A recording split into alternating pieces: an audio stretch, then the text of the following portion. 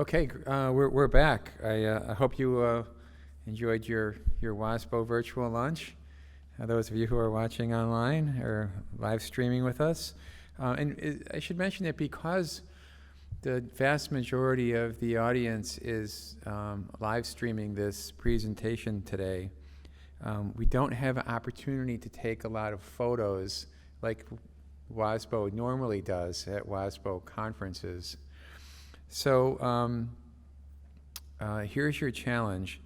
We're asking if you would to take we did this last time in July, take a selfie and upload it through the WASBO app. And I'm not going to explain how to do it. That's part of the challenge. You have to figure it out for yourself. But the first couple we get, and the most creative ones we get, you are in line for some super cool, hard to come by, highly sought after WASBO merchandise, which we will ship off to you. And then we'll post the pictures in the Taking Care of Business and other WASBO publications. A couple other notes for you before we begin this afternoon's program. There are a handful of questions that were submitted in relation to Matt Byer's excellent presentation on federal funding. We're going to work on those questions this afternoon with Matt's assistance, and we will get those posted, and there'll be more information about that as soon as we're ready. So one other reminder, there is an evaluation component to the conference. Again, it's on the app. It's super easy. It's like 3 questions. It takes less than a minute. So if you would, please put in your evaluations as we go along. And with that, then I would like to introduce and welcome from the DPI team, Aaron Fath. And Aaron is going to regale you with really timely information on the new Act 185 reporting requirement for activities and expenditures related to the COVID-19 closing of schools back in March through the end of the year. So welcome, Aaron. Thank you, Brady, for that wonderful introduction. I hope I can regale people with this information. I'm sure you can. Okay, take Yeah, it away. great. Thank you. Okay. All right, thanks. So again, my name is Aaron Fath. I am the director of the policy and budget team here at the Department of Public Instruction. I've been in this role for 6 years now, but prior to being director of this team, I worked on the school financial services team along with Dan Bush, the current director of the school financial services team, who is on the line here, and he may be jumping in to help do some explaining or to respond to some questions that come up that are definitely more in his area of expertise. So my job today for you is to kind of go through the whys and what fors for this Act 185 survey, so to provide some context for why we are sending you this survey. Short answers, we have to because it's the law. But I've got a PowerPoint presentation. It's pretty short, but it's just a way to guide the discussion about it. But I want to kind of just highlight some key things about the survey. And then I think because we have, I believe we have until 1:50, we have an hour roughly, not quite as much yet left, but I can actually share, I'll be sharing my screen with you. And so I can kind of show you on the webpage just where you can get some basic information. And if you would like, we can kind of preview the survey questions for those of you who maybe either haven't had time to go into the survey yet, or you've had a look at it, but you would like to kind of go through it with us here at DPI.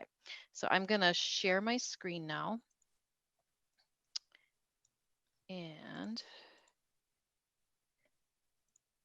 in a moment, so people should be able to see a PowerPoint presentation. It's called 2019 Wisconsin Act 185 Survey Report on Virtual Instruction. My information there. I trust that somebody will let me know if they don't see it, Brady.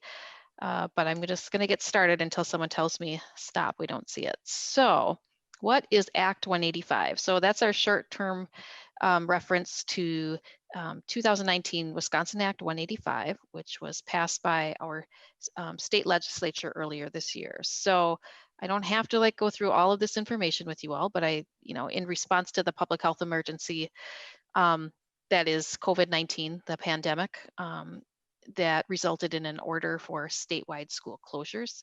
Whoops, sorry about that. Issued by the Wisconsin Department of Health Services in mid-March. A bill was introduced in relatively short order by our state legislature. The bill covered a lot of things, not just K-12 education, but obviously I'm going to be focusing on the parts that are pertinent to you as school district business managers, particularly with respect to the survey that's required. So within Act 185, and incidentally, if you have access to this PowerPoint, these are all clickable links. So if you want to see the Act itself, you can. Towards the end of the Act, there is in what's called the non-statutory language, Section 105, Parent 3, is the actual language that speaks to the requirement for school boards to report specified information to DPI, and it's referred to as the virtual instruction report. So that's the sort of larger context. Sorry, just keep slipping on me. So, okay, so under Act 185, all school boards in the state are required to report to the Department of Public Instruction by November 1st of this year, okay? The statute specifies certain information to be reported that tends to focus on delivery of virtual instruction or remote instruction to students by public schools during that period of school closures. So here we're referencing that period that started in middle March when schools were closed by order of the Public Health Department of Health Services through June 30th of this year. There are also questions about meals served to students during the school closures, as well as fiscal and staffing impacts of the public health emergency and the resulting school closures on your school district operations. Now, just quickly, I will say that we DPI are required to take the information that is submitted by you, the school districts, and create a report to the state legislature, which we have to submit by January 1st of 2021.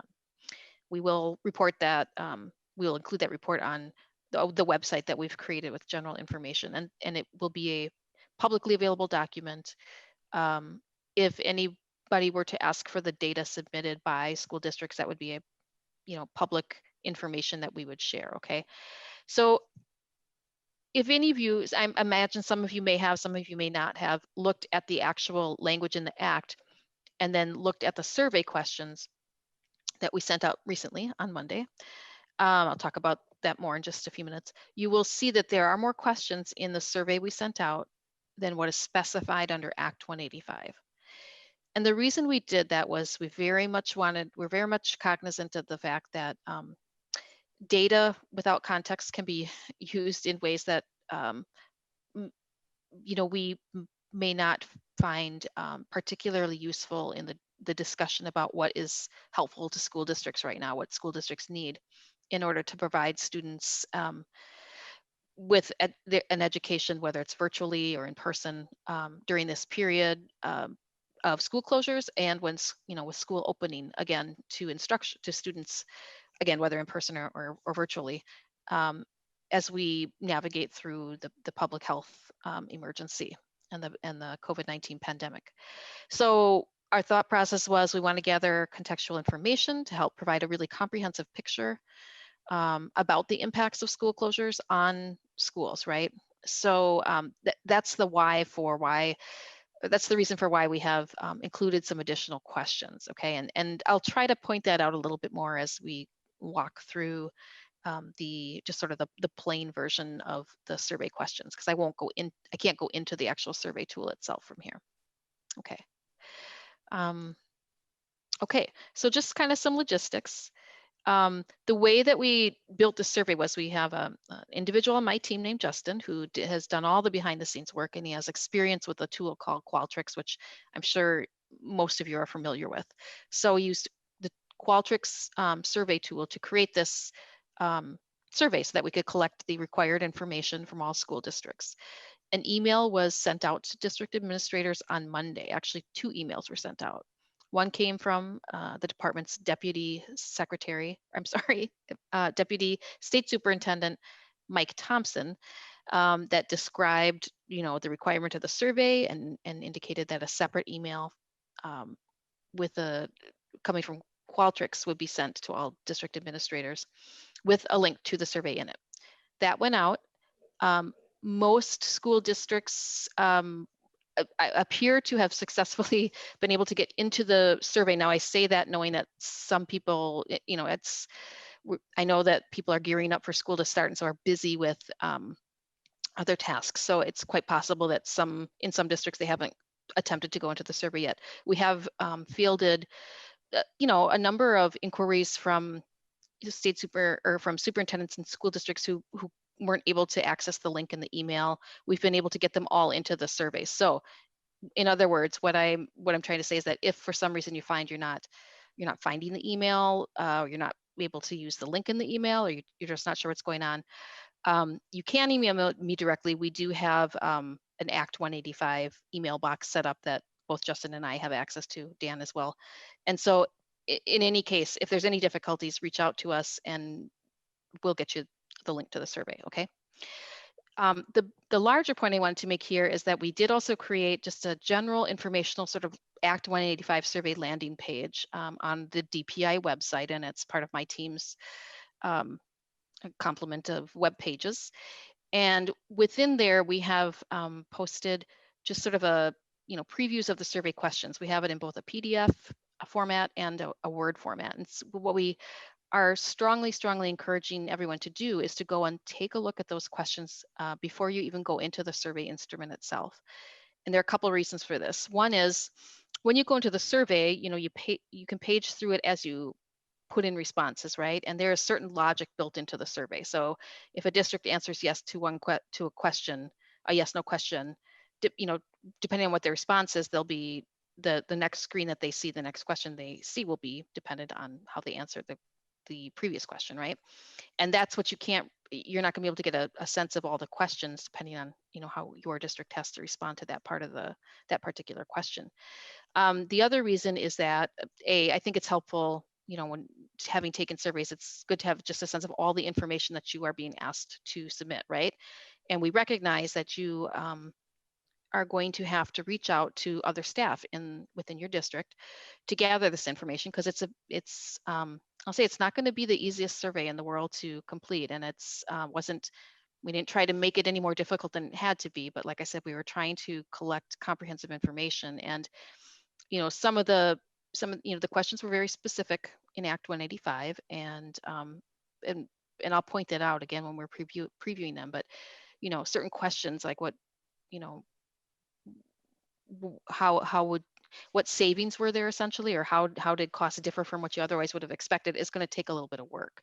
And there's information requested that has to do with finances, that has to do with staffing, that has to do with the number of meals served, that has to do with how your district provided instruction across all grade bands that your district serves. So it's a lot of information. And so recognizing that school districts, particularly businesses offices, are very, very busy coming into the school year and all the way through the whole annual budget process, and setting your levies, et cetera, et cetera. And schools are just always busy. I think the school district staff are just always busy anyway. We're trying to give you as much time as we can, but we had to take the time to really try to lay out a survey that was going to make sense and be easily accessible and relatively easy to navigate. So I will show you the web page. I think what I'll do is get through the slides first and then go to the web page. And then I can point out where you can preview those documents and print them out. But the key thing too on the survey is that we're going to have to, districts are going to have to delegate an individual person to be the primary survey responder, right? And so you'll see that information right up front. So this is just a PDF version of the survey questions, okay? And I'll show you on the website that we created that you can link right to this PDF document here. This is not a fillable PDF document. It's really more intended for people who want to just look through it or print it out or share it with others so that they can see it. We did post a Word version. So if you're more comfortable using Word and you want to actually use the Word document to just type thoughts down, jot down like maybe just a place to keep track of the information before going back into the survey and answering the questions, that's totally fine. Just the key things to know are that the only way that you're going to be able to get your school district's information back to DPI is to have someone go into the survey web page. So using that link to the actual survey and entering the information directly in the survey. So in other words, please do not, fill out the Word document and send that back to DPI for us to enter. That's not going to work that way. Okay. Okay, so just kind of previewing it, I'm just going to do a quick time check here. We're just a little bit after 1 o'clock. Maybe actually what I'll do is quickly go back to, I'm just going to go back to the website for a second here. I can link to that from within here. So this is the web page that we created and just made public on Monday. And again, here's some very, very general information about the survey. I went through this at the beginning of this talk. Links to information if you need it, right? It's trying to highlight the important things. Every school district has to do this. There's a link to the actual language in the bill under section 105 if you feel the need to look at that. Our requirements to report back to the legislature by January 1st of 2021. Here are those links. You can open up the PDF directly online, or you can download the Word document if you prefer to do it that way. What we did was within the email that Justin sent out to school districts, that was the actual Qualtrics survey, he had indicated steps that we recommended school district staff take, right, as a way of fulfilling the obligation to complete the survey. And so these steps are just outlined here, again, just for your information to help solidify what we think is probably the optimal process for doing this, right? So designate a primary contact, take a look at the survey questions, figure out who in your district you're going to need to contact to gather the data, get the questions out there, and ask your staff to respond back to whomever the primary lead contact is for responding to the survey. And then when you've got your responses ready, the primary contact should go in to the survey and start filling it out. And then here's the note down here again about how the survey responses must be submitted in the survey webpage, not as a separate attachment in an email to DPI. Quick note for those of you that are going to be filling out the survey directly, you can go into the survey, and if you get interrupted or you just, you need to leave, you can step out. Your data will be saved, and you can go back, as I understand it, and change it until you submit it. And if after submission you discover an error, you just need to get in touch with us and we can help you navigate it. Again, the best way to get in touch with us about whatever survey questions you have, whether it's a question about the questions or it's some technical issues you're having, this email down here, the DPI Act 185 survey at dpi.wi.gov email. And again, that email box will be monitored by myself, by Justin, who's on my team and is the behind the scenes person on this survey, as well as some others in the department who can help us monitor that. And like I said, so far we have received some emails from districts where folks were not able to either access the email that was sent or couldn't get to the link, and Justin was actually able to respond to them directly, provide them the link, and they were able to get into the survey. So fingers crossed, things will continue along that lines and everybody will be able to at least get into the survey and see it. So now I'm going to back out of this and I will just take a look at the actual questions here. Now, I was thinking about just kind of going through and generally talking about these. I think at this point, before I go into it, I'll ask Dan Bush if if there's any other sort of general comments that you want to share with folks, Dan, before I just we kind of peruse the questions together. So I'll be quiet for a minute, and if it's yes, please talk, and if not, it's all right. Sure. Thanks, Erin. I want to, sort of reiterate and emphasize that the reporting requirement, was part of this act of the legislature, and we are asking more than the language of the act. But I think as both internally and in all of our discussions with WASBO, WASDA, ASA, all the associations, that the language of the specific questions that the legislation asks are kind of framed in a certain way. So for example, one of the questions in the bill is essentially how much money did you save as a result of closing school buildings due to the pandemic? And I think we recognize, and I think you all would recognize, that there are certainly some areas where districts save money. There are other areas where districts spent more and are spending more.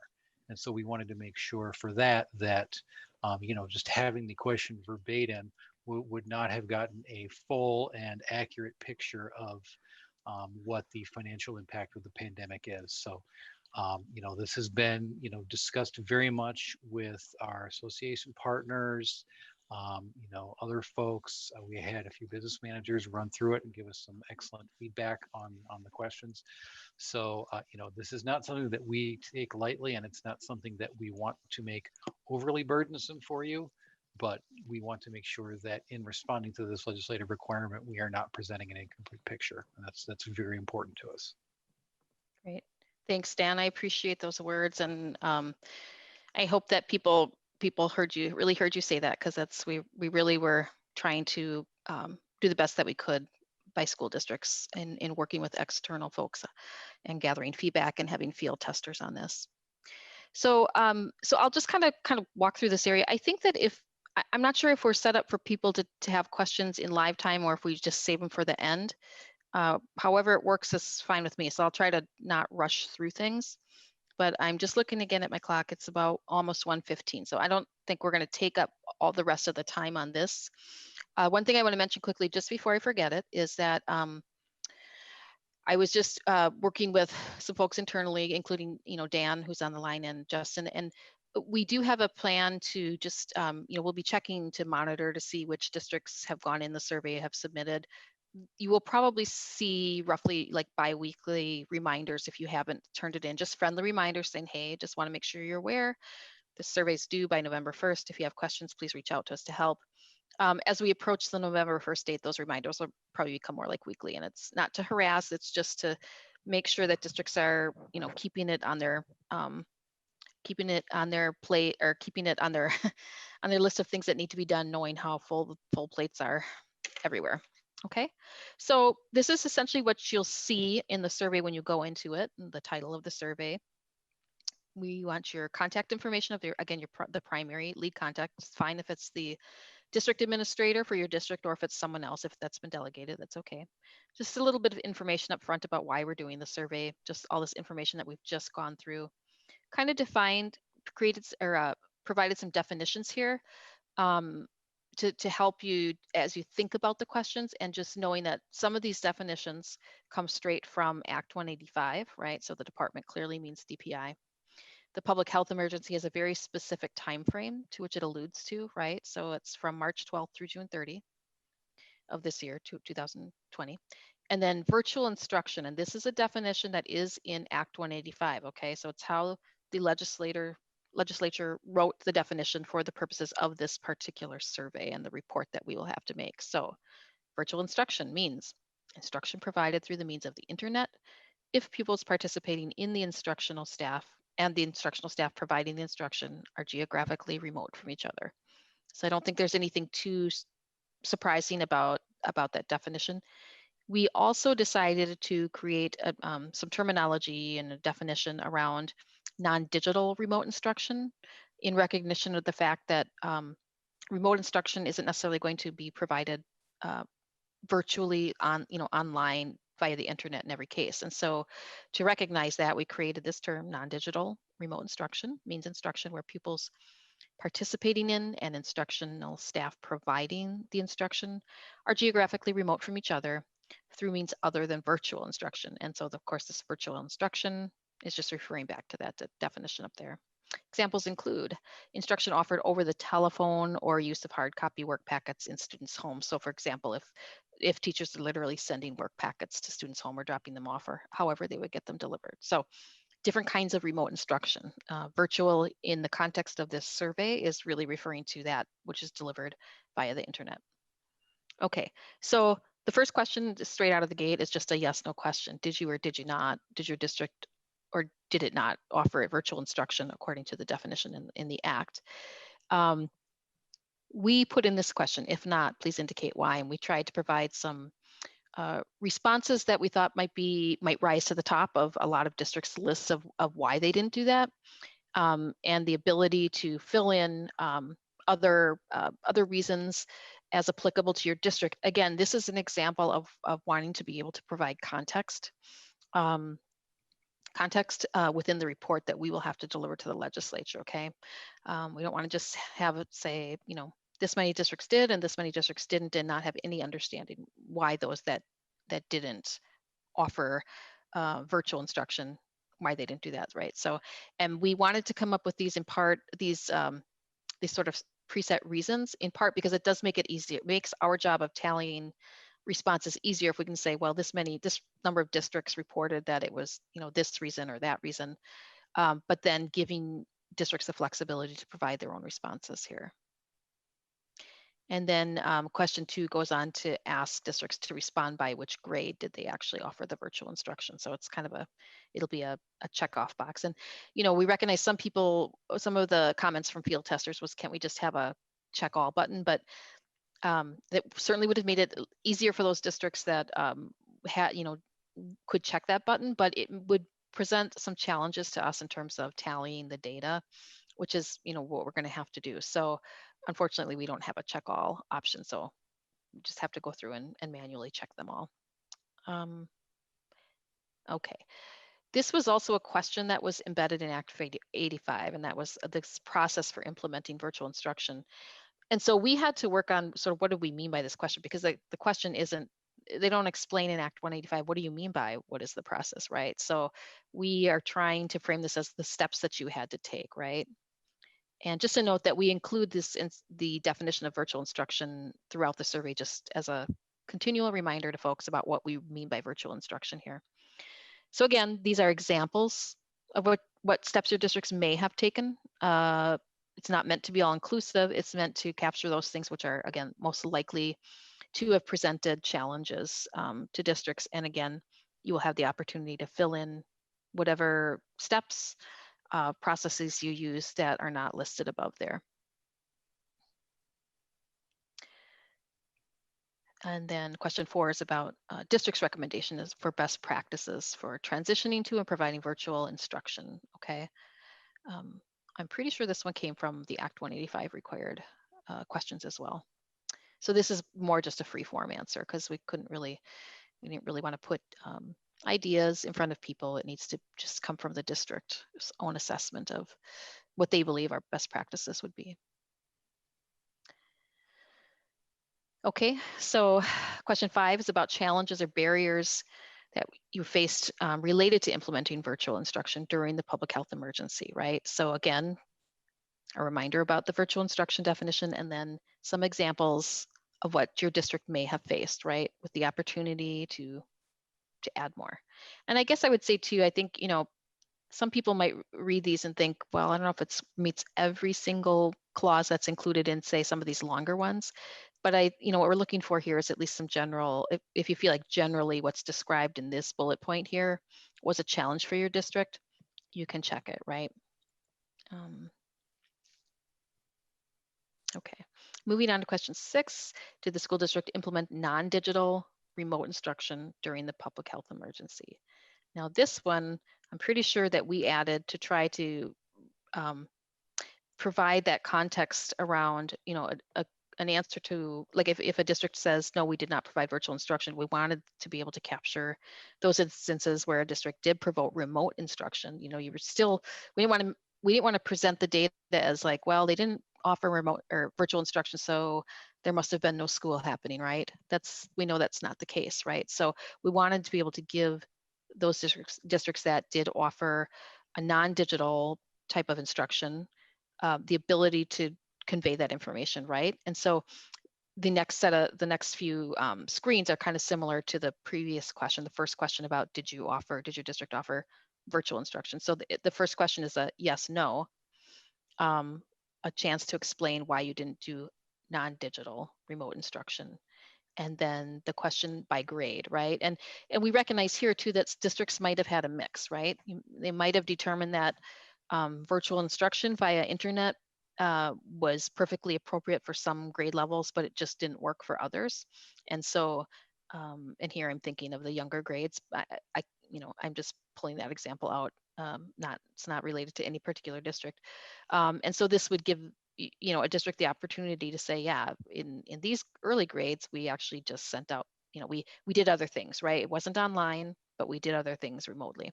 Whereas for our upper grades, it was definitely online, and that could be indicated from the previous question survey item. Again, a question about process and some ideas for what you might have done, but always there's the ability to enter in district specific information towards the bottom there. Okay, now this question 9 is going to be, we recognize, not the easiest question to figure out how to answer. This is a required question under Act 185, and this is how the question's phrased. It's asking what percent of the 2019-20 school year curriculum was provided to pupils in the district. And I will note here that when we had the district, or when we had the survey field tested with, I believe it was 6 districts that we had field tested, we got questions about this, like, well, what do you mean? How are we supposed to measure this? Can you tell us how we're supposed to do it? Do you have any idea what the legislature was thinking? Well, you know, unfortunately, we don't have any more information about, you know, what exactly the legislature had in mind, or the particular legislator responsible for getting this in had in mind, right? So, you know, this took some thinking on our part to come up with some, hopefully some helpful guidance in here about how a district could approach answering this question, right? And so one of the things that we just wanted to note, and it's in this paragraph here in the italics, right, is that we recognize it's a challenging question to answer. You know, we think, you know, districts could assume that as of middle March, you were roughly 75% of the way through the school year, right? So you can probably safely assume, right, that you've delivered it, you know, all the instruction that your district intent that the teachers had planned to deliver at that point. And then it's a question of, well, for that remaining quarter, do you think you got half of what, you know, you intended to get through before the pandemic created school closures, or 90%, and kind of think about doing the math that way. We recognize it's not easy, okay, and that the answer that you provide is going to be the answer you provide. I guess what I would say here is, it's not that I want to say don't worry about being exact, but I think what we recognize is that we really don't have a good way to measure this, right? We at DPI don't have a way to go back in and look at any data anywhere and say, hey, we're really questioning your answer here. I mean, if we had all zeros here, we would be suspicious, right? Or anything less than 75%, we'd say, really, do you really think you got through less than 75%? But other than that, there's not really a way for us to quality control check this information. Okay, and then question 10 was a follow-up that we put it in about any information that you as a district would like to share about how you responded to the previous question, right? So just, again, contextual information, right, that we think is helpful to have, so that others can put a frame around why school districts responded the way they did. Okay, next, the survey moves on to some more of the questions around specific numbers, right? And so this question 11 is one that is specified in Act 185.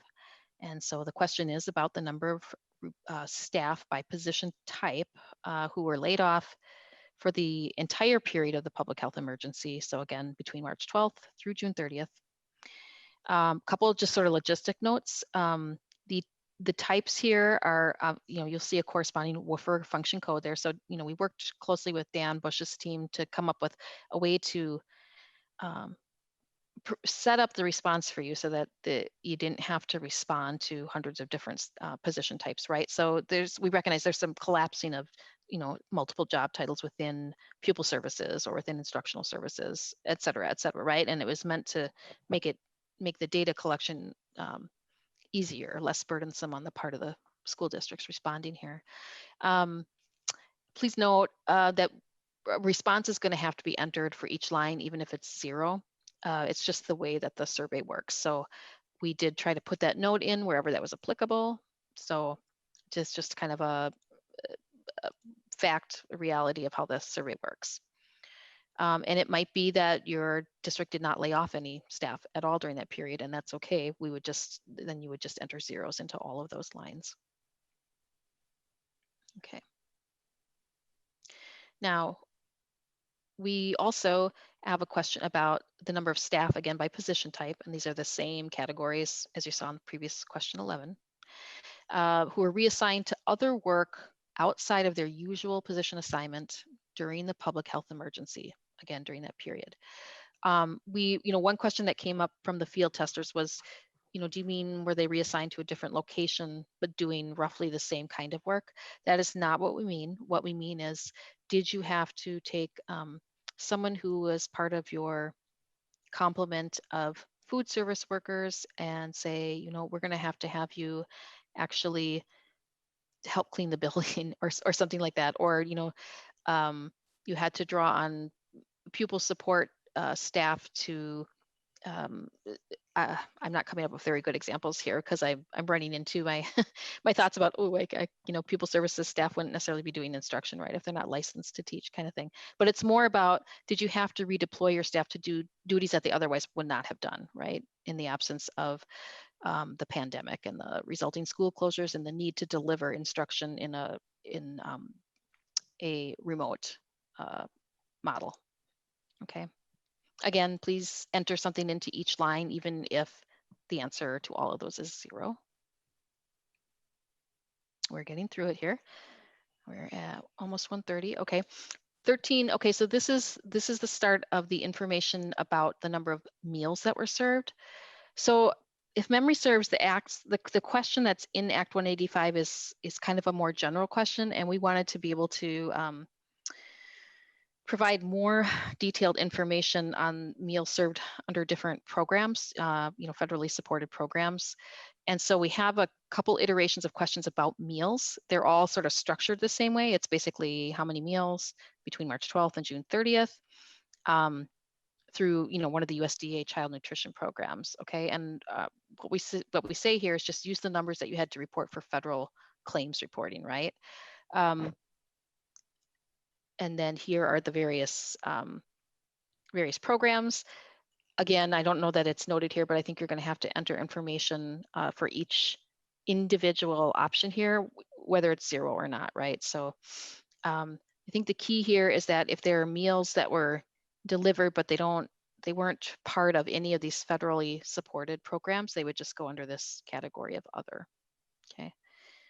I see that we did put in some acronyms that some might not be familiar with, although if you're working with your food service staff, they likely will be. So for example, child and adult care food program. Oh, I guess it is up there, sorry. We do have it, okay. So 13 is about the number of breakfasts served. Question 14 is about the number of lunches that were provided. We also have a question about dinners. So for districts that would have provided dinners under those programs, they could report that there. And then a general question about how the meals were provided, right? So we've got this one example. And we know districts did this in a variety of ways. And so this is why we added this, so that districts could, again, respond free-form, reflecting practices in the district for how they managed to get meals to kids during the time that schools were closed between March 12th and June 30th. Okay, getting on to some of the finance part here. So, the next questions are ones that might be a little, more involved, trying to come up with a response. And these questions might be where you may be wanting to reach out to folks on Dan Bush's team if you need some help sort of thinking through a response, or kind of maybe previewing how you're thinking about answering it. So report the amounts by which expenditures in each of the following categories were increased or reduced due to the public health emergency, again, between March 12th through June 30th, compared to what was projected on or before March 11th for the remainder of the 2019-20 school year. So in other words, how do you believe, or how do you think that your expenditures in each of these areas varied from what they otherwise would have been, right? So budget is really what you have to go to. We recognize this is not the easiest question to answer, but Act 185 does ask about I believe these specific things. I'll just take a look at Act 185 in a minute to see. And I think we tried to make this a little bit bigger question here to get at the fact that your expenditures may have been more or less than, right? I'm pretty sure that the survey just asked, where did you have a decrease in expenditures, right? And just some comments here about you have to enter a response into each of the fields, even if it's 0. An increased expenditure should be entered as a positive. A decreased expenditure should be entered as a negative. And we just want everybody to answer with that same framework so that we're not inadvertently inverting, how we reflect increases or decreases. And then question 18 is a similar kind of question, but it's about the upcoming school year. Again, recognizing that this is not going to be an exact science, but that presumably as business office officials or business managers and district administrators are essentially doing this, right? You're budgeting for your upcoming school year. You think about normally in a normal school year, we would have expected to provide this much. We would have expected to need this much for transportation, but now we're going to have to do it differently. And how is that going to look different? So that's the impetus behind this question. Again, providing context for the upcoming school year. And this is one that we put in because, again, we want to be able to provide a picture for what sort of the ongoing impacts, right, of the school closures for school districts beyond that March 12th to June 30 timeframe. Okay, and then we had a few more specific questions about transportation because we wanted to be able to provide a lot of specificity or just more information and context for the questions around transportation, because as I'm sure that a lot of you know, I think there's an expectation out there that districts saved a lot of money on transportation costs because they weren't busing kids, kind of end of story. And we know it's more complicated than that. And so that's what these questions were designed to do, is to help tease out that information and really provide an understanding of what really happened in districts with respect to transportation costs in the 1920 school year. Okay, so that's transportation. And that's actually paying your contractor, right? So that actually is the end of the survey. It's 20 pages and it's 22 questions. Let's see. I think, okay. So what I'm going to do is I'm just going to kind of go back to my Act 185 presentation. And that was the PDF. First, I'll just point out here are some, the last slide in the presentation has links to our survey webpage, Act 185. I'm going to pull that up in just a minute to show you the actual language. If you are interested in what else Act 185 did, either for K-12 schools or just for the state in general, this is just a link to the summary of the actual bill by the Legislative Fiscal Bureau. So it's plain language narrative. And then some contact information down here. Now we do prefer that people use the Act 185 survey email box, but know that if you do call me, I will respond to you and help you. And I know you all have Dan Bush's information and his team's information, but particularly around those finance related questions, if you feel the need to work with the team, I mean, I think you know how to reach them. Let me see, I'm going to try to open this up. Whoops, somehow I got on the wrong thing here. Okay, I think that I am sharing. Yep. Okay, I'm just trying to make this bigger, expand it. Sorry, guys. Oh, I'm so sorry.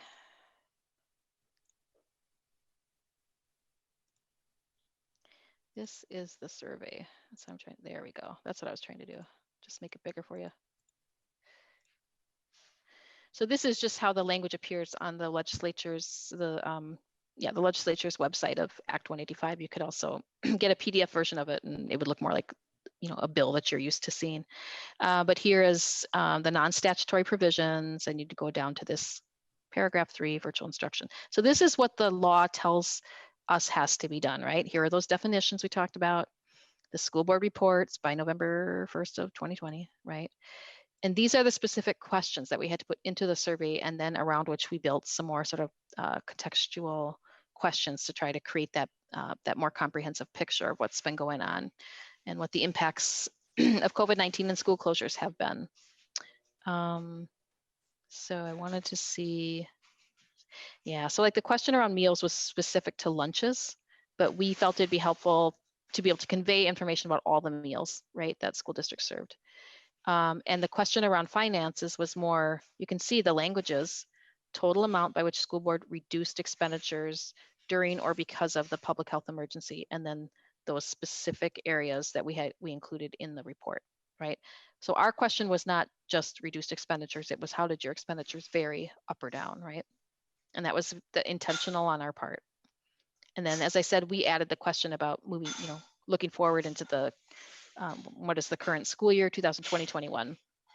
How do you anticipate your expenditures varying from what you otherwise would have planned, okay? I will just note that there is this requirement about the DPI guidance on returning to in-person instruction. My team was not responsible for that, but you probably have already seen. If not, it would have gone out in announcements from Mike Thompson to district administrators. DPI has, I think it's called Education Forward, and that is the guidance that DPI has provided. It was initially, I think, put out as a PDF document and has been since converted to an actual web page. In fact, I think we can get to it. Yeah. So here we're back on our Act 185 survey. And as you scroll to the bottom where you would normally maybe look for additional contact information, here is the link to Education Forward. So again, this is a web page now, and this is just about how to do school in the context of the pandemic and how to do virtual school.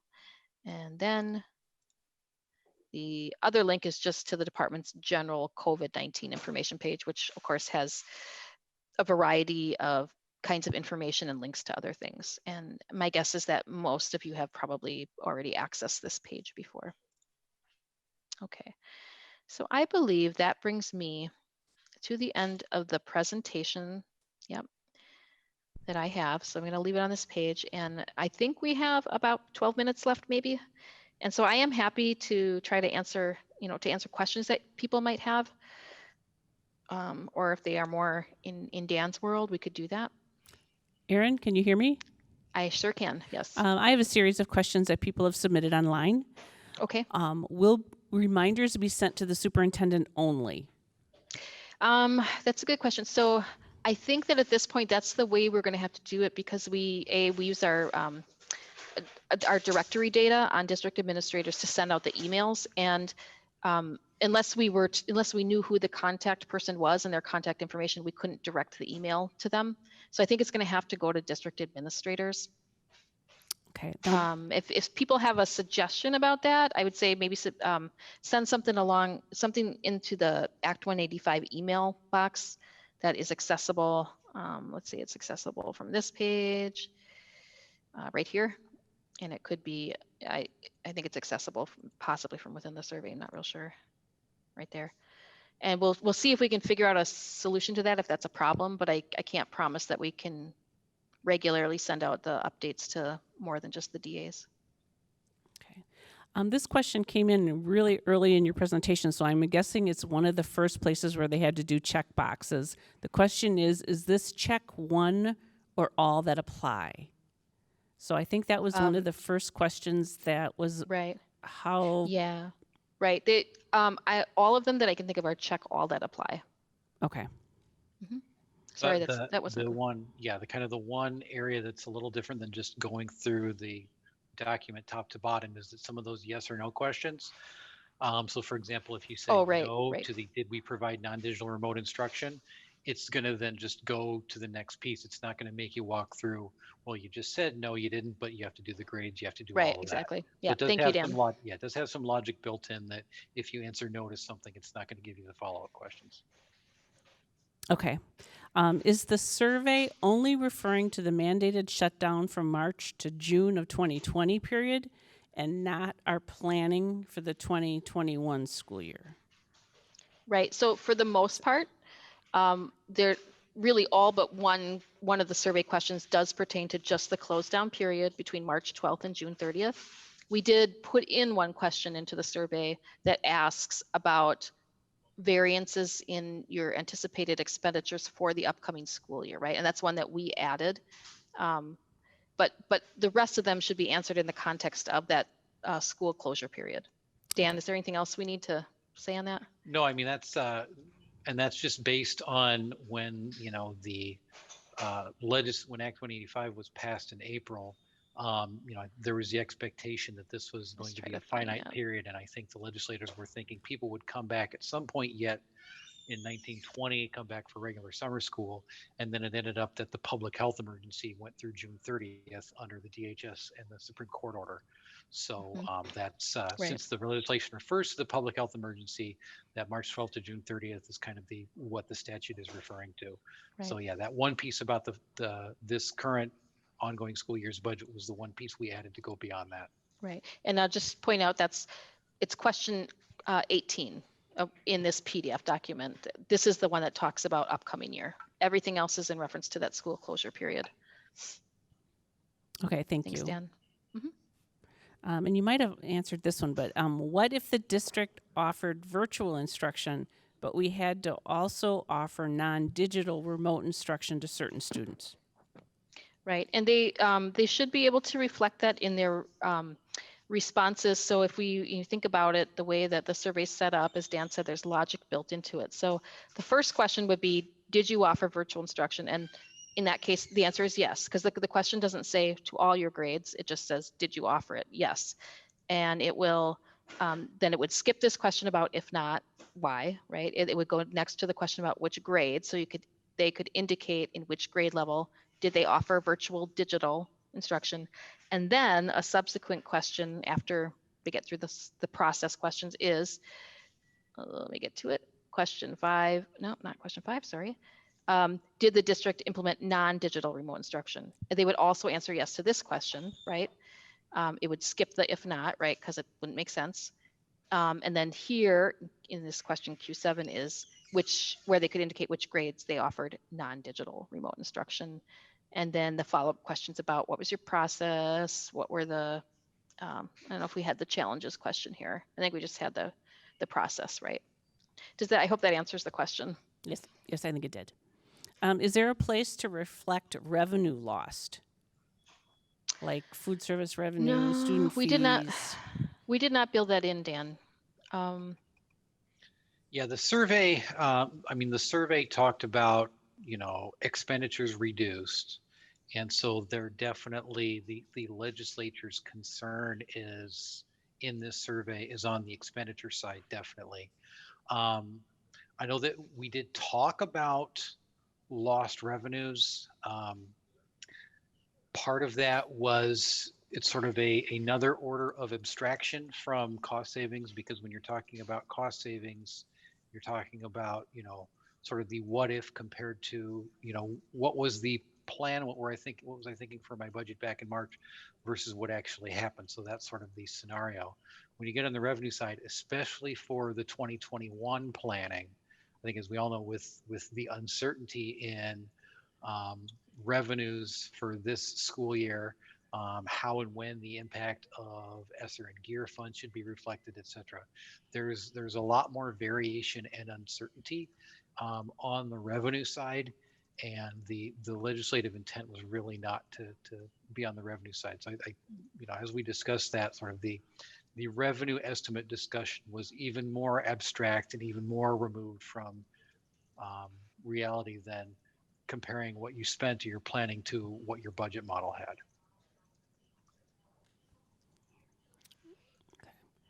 Then when reviewing our budget for being over or underspent as a result of COVID, do districts have any flexibility to use any other projection besides budget to compare it to? I mean, that a district could be over or under budget for reasons other than COVID. Mm-hmm. So how are they supposed to take that into consideration? I mean, because 75% of the year was finished, so a district could be over or under budget for a whole variety of reasons not related to COVID. And that was a specific piece of feedback that we got from one of the district testers. So we kind of reworded a little bit that question about the basis of comparison, and whatever would be the most. Aaron, I think that was what question? Mm-hmm. Can you scroll down to that page of the question on your screen? Oh, I'm sorry. That's right. Everybody can see my. Yes, we can still see the screen. That's okay. Um, All right, let me get back to it here. the kind of the way that we phrase that as what is the basis of comparison It's gonna be is way sort of, down here. yeah, It's 18, is, right? uh, Sorry, guys. yes, I think.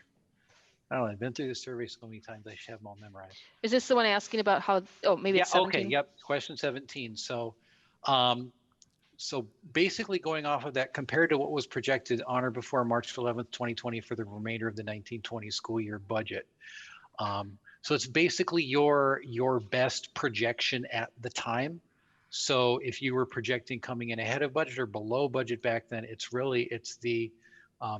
that projection of how you were looking before the public health emergency got started would be the most accurate basis for comparison, because as the question recognizes, a lot of districts tend to budget a bit high, and then depending on how they come in at that point in the year, then they're sort of looking at year-end pieces. So I would definitely say, as a best practice, it should be based on your most recent projection of where you were coming in for your budget when the public health emergency began, and then also what your early projections and budget models for 2020-21 were looking like at the time.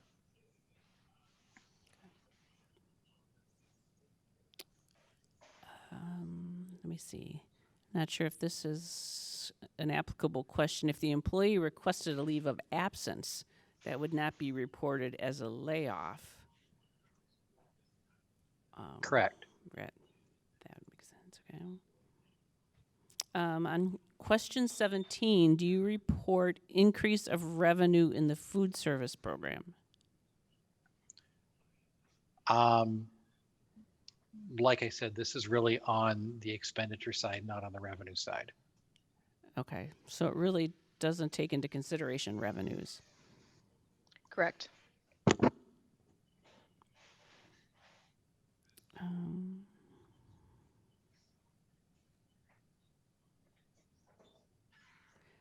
Am I correct to interpret the survey does not define transportation expenditures solely or not solely home to school? So it's really not talking about athletic or other extracurricular transportation. So and Aaron's got the question up, is that's all transportation. So it's not just home to school. It does include extracurriculars, would also include any specialized transportation you're providing. It's not just the AM and PM routes.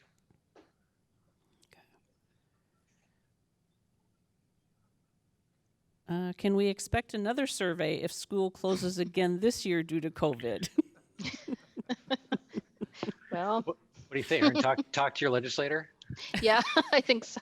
In terms of required mandatory, under state law, I guess Dan and I just don't have the powers of that much, whatever, seen into the future. I do think part of that, and this is something that there is some request for feedback from the feds, is what the required CARES Act reporting is going to be. Because I know some of the items under discussion are similar to the items in this survey. So when that gets finalized by the feds after their public comment period gets closed, I think could well inform how interested the legislature is in a similar survey for 2020-21. But right now, there is no survey for 2021 planned, and I can't speak on behalf of department leadership, but there's nothing that is throughout this process that suggests to me that we're eager to give you another survey like this. I would echo Dan's sentiment there. Okay. If a school district did virtual and worksheets for younger children, how do you answer number 7? Let me go up to question 7. Because I could have done a search on 7.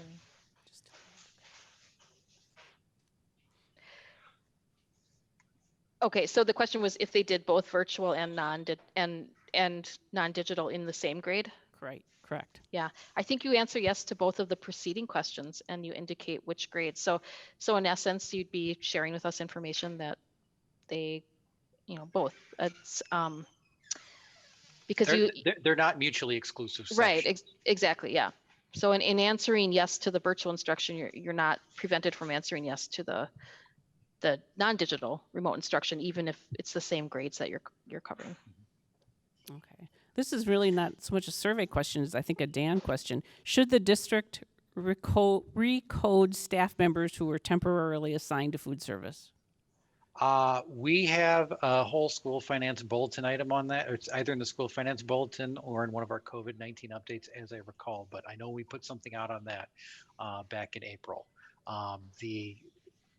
As I recall, it was that incidental reassignments should not be recoded. And I think this is similar to the question about staff reassignments in the survey. The example that I sort of added in my school finance update email yesterday was thinking about if you have a custodian and you just change their schedule, change their practices, that's not a reassignment. If you had a custodian that you moved over full-time to food service for that period of time, that is a reassignment. And I think you probably would want to recode that. But if it was sort of incidental or additional, if the custodian was driving around in the maintenance truck delivering meals, but otherwise doing their usual work, that's kind of that in between. But I would say that leans more toward not being a reassignment. So I know we did put something out on that, and I would encourage the questioner to go look that up. And then if they're not able to find that, follow up with me directly. Okay, thank you, Aaron, for that excellent presentation. Thank you, Dan, for your assistance as well. We have time here for a couple minutes of social media break, email break, and we'll be back at 2 o'clock on the hour at 2 o'clock. Thank you.